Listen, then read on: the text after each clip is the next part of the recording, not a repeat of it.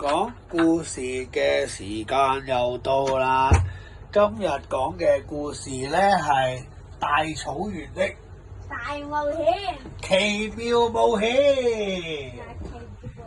係啊，奇妙冒險啊！奇妙啊！奇妙即係好新奇，同埋係好趣，好有趣喎。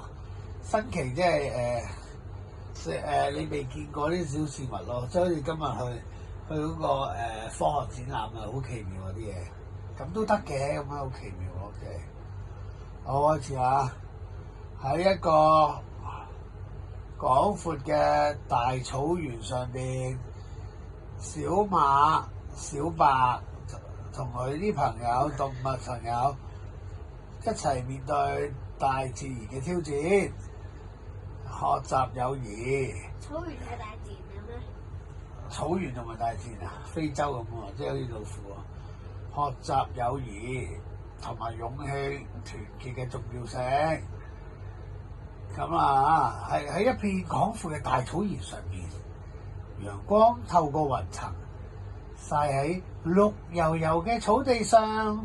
小馬叫做小白，睜開眼睛，感受到清新嘅空氣。佢知道今日又係充滿冒險嘅一日。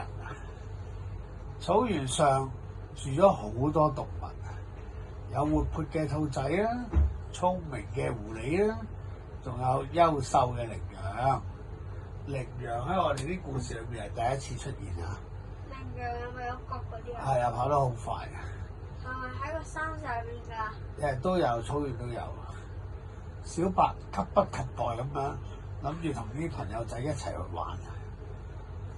小白係一匹充滿好奇心嘅小馬，佢成日咧夢想住可以探索草原嘅每一個角落。唔係一頭，牛就一頭咯，馬係一匹嘅。唔係一頭喎。唔係啊。原來我一頭嘅。唔係一頭啊。嚇？一匹。哦。佢希望咧能夠結交更多嘅朋友，學習佢哋嘅故事。小白咧心裏邊咧充滿住未來嘅期待，佢相信啊，只要勇敢去追夢啊，就能夠咧實現願望。有一日，草原嘅天氣突然間變得陰沉，雲層陰沉啊！即係陰天咁咯，陰陰沉沉啊！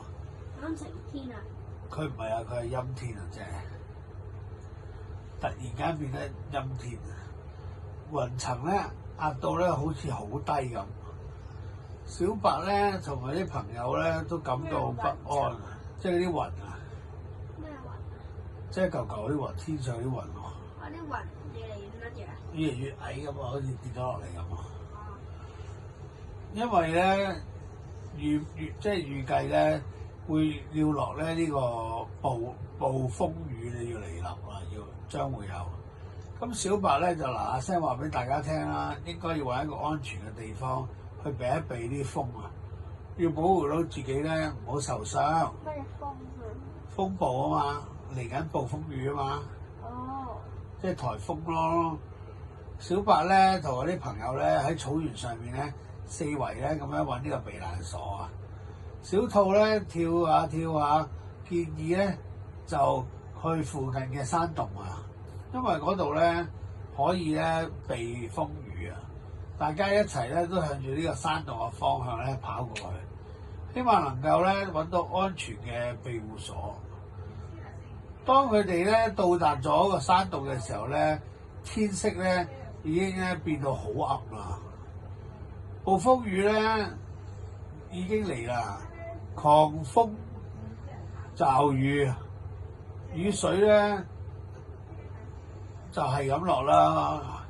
小白咧同佢啲朋友咧就匿咗入山洞裏面。